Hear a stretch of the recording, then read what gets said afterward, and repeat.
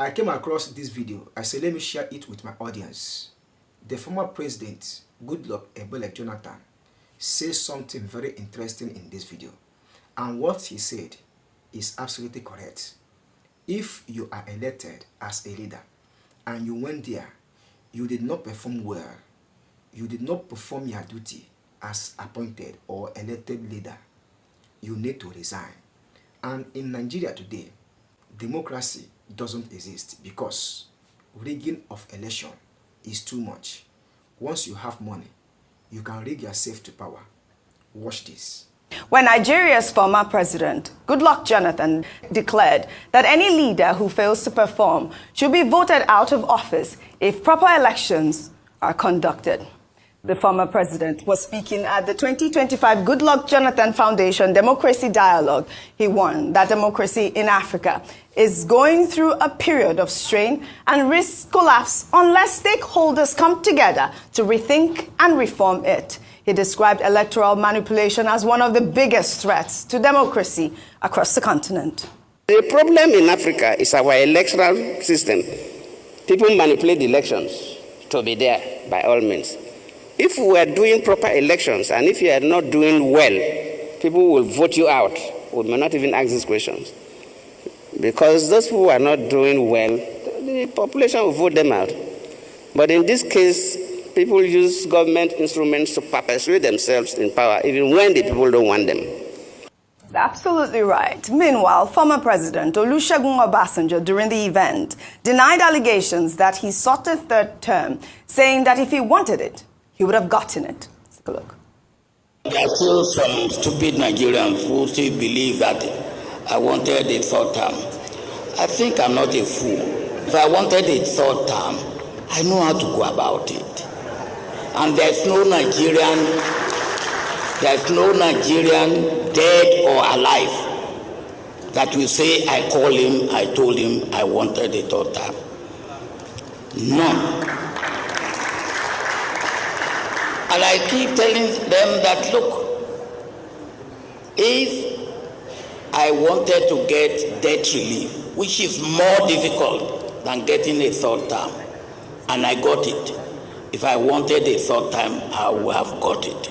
But some people believe that unless they are there, nobody else. They will even tell you that they haven't got anybody else.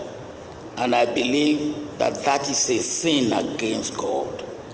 Okay, see, one of the things that President Obasanjo said at that Goodluck Jonathan Foundation program in Ghana was that, look, the government of the people is the government of the people.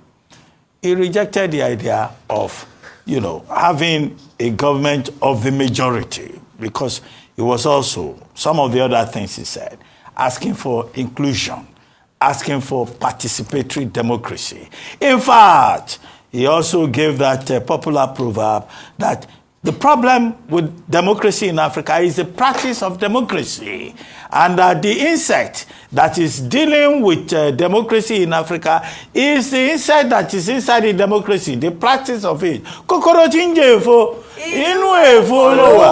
So Baba also repeated that. But the controversial part of it that came out was not what he said about, electoral reform accountability, but what he said about third term. However, I argued earlier this morning that President Obasanjo threw a challenge that he was not involved in the third term gambit. That National Political Reform Conference of 2006 was to deal with substantial issues about the arrangement of Nigeria, about resource allocation and all that. But it was aborted on the basis of this this third term thing. In fact, the South-South caucus walked out of that conference, and that conference died, despite the fact that it was not backed by any legislation, any legal framework.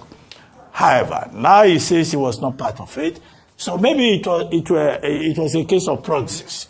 But one person has already come out to say Baba was involved in the third term, Dr. Usman Bugaje, who was on this program this morning. And he says he has evidence. Correct. So he has taken up President Obasanjo's challenge to say that no, President Obasanjo was involved in it. And I reminded Dr. Bugaje that he should wait for President Obasanjo's response. That evidence that he has, he will have to provide it. However, what is important is the role of the people in all of this. One of the gentlemen that you quoted said the people of Nigeria resisted it. And I think, to go back to the point about democracy being about the people, if the people don't want something, they will say they don't want it.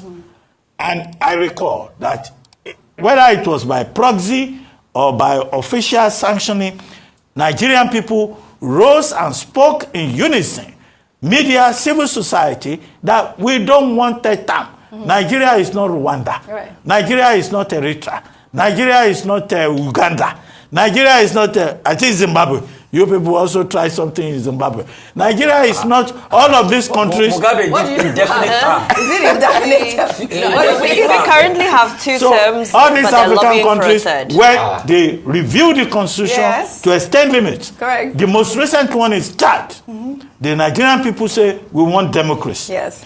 So this summon of that democracy dialogue in Accra, whether it was President Obasanjo or it was the guest lecturer Bishop Kuka, or it was President Jonathan himself, or President Mahama, or Dr. Traore of the ECOWAS Commission, is that democracy must work in Africa. Fantastic. Democracy is in retreat. The voice of the people must be heard. Electoral reforms must be allowed. And we, the people, must be the one who determine what our future will be. Well said. So, in 2027, I hope people are listening. Yes. Because it's not just talk show.